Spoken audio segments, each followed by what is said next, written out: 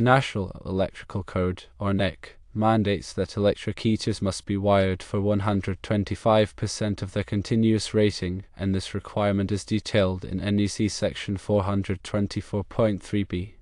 This isn't simply about managing the steady-state current the heater draws during normal operation.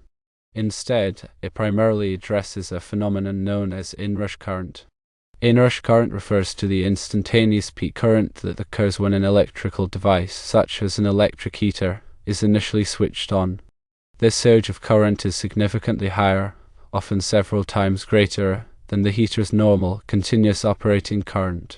The primary reason for this heightened inrush current is the charging of capacitive components within the heater and the rapid heating of the resistive heating elements.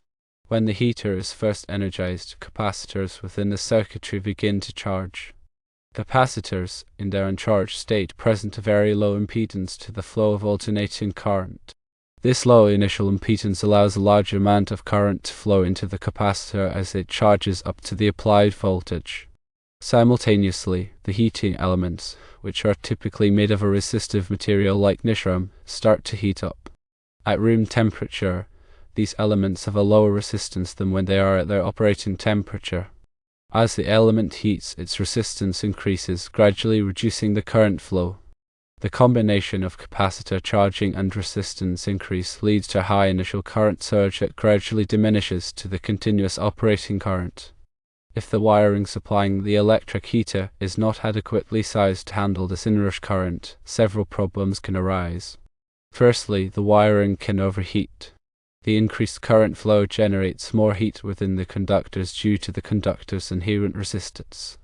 If the wire gauge is too small, the heat generated can exceed the wire's capacity to dissipate it, leading to a rise in temperature. Excessive heat can damage the wire's insulation, potentially causing it to melt or break down. This insulation failure can then lead to short circuits, ground faults, and ultimately, a fire hazard. Secondly, the voltage at the heater can drop significantly during the inrush period. This voltage drop can affect the heater's performance, causing it to heat up more slowly or even prevent it from reaching its desired temperature. Furthermore, a significant voltage drop can affect other electrical devices on the same circuit, causing them to malfunction or operate inefficiently. Thirdly, undersized wiring can also lead to premature failure of the heater itself.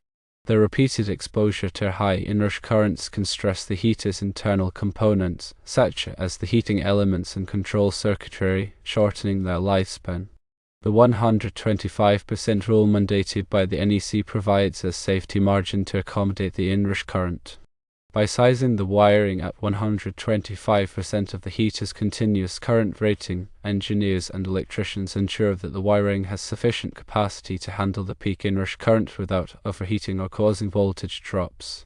This safety margin also accounts for other factors, such as ambient temperature and the presence of other loads on the circuit. It's important to understand the difference between continuous current and inrush current. Continuous current is the steady-state current that the heater draws when it is operating normally and has reached its operating temperature. This current is determined by the heater's power rating, voltage, and resistance. Inrush current, as mentioned earlier, is the transient peak current that occurs only when the heater is first switched on.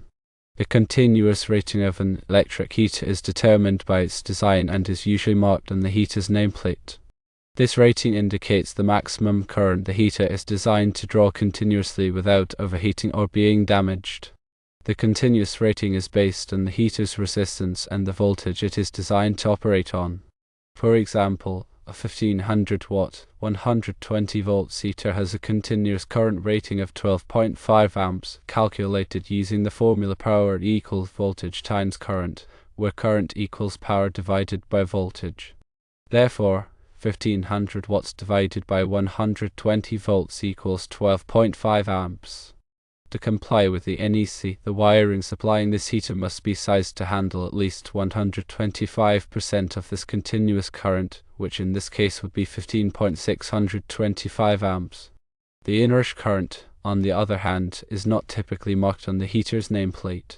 It is a characteristic of the heater's design and can vary depending on factors such as the type of heating element, the size of any capacitors in the circuitry, and the switching characteristics of the control components.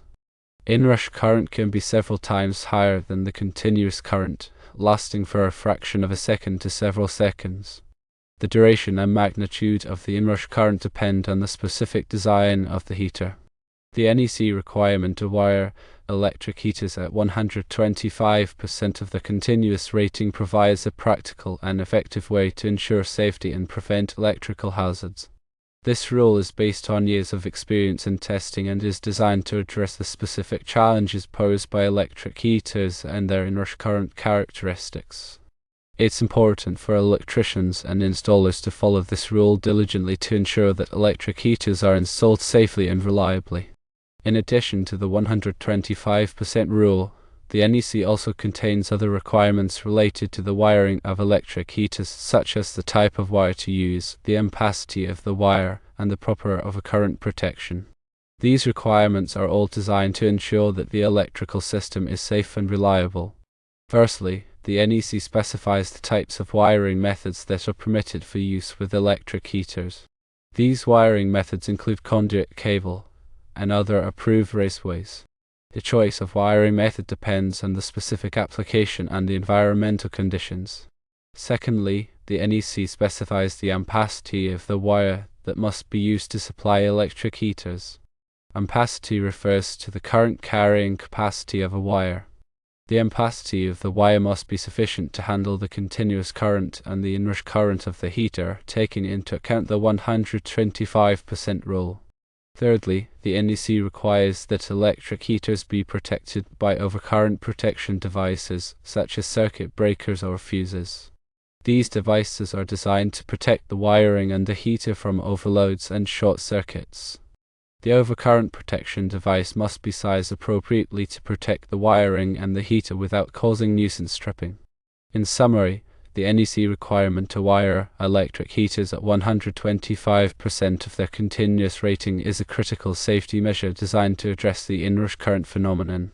This requirement, along with other NEC provisions related to wiring methods, ampacity, and overcurrent protection, ensures that electric heaters are installed safely and reliably.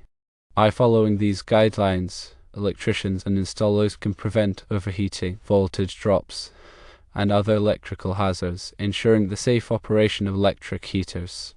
The continuous rating and inrush current are vital parameters to consider when working with electric heaters, and it is through understanding these concepts that one can appreciate the necessity of NEC Section 424.3-B.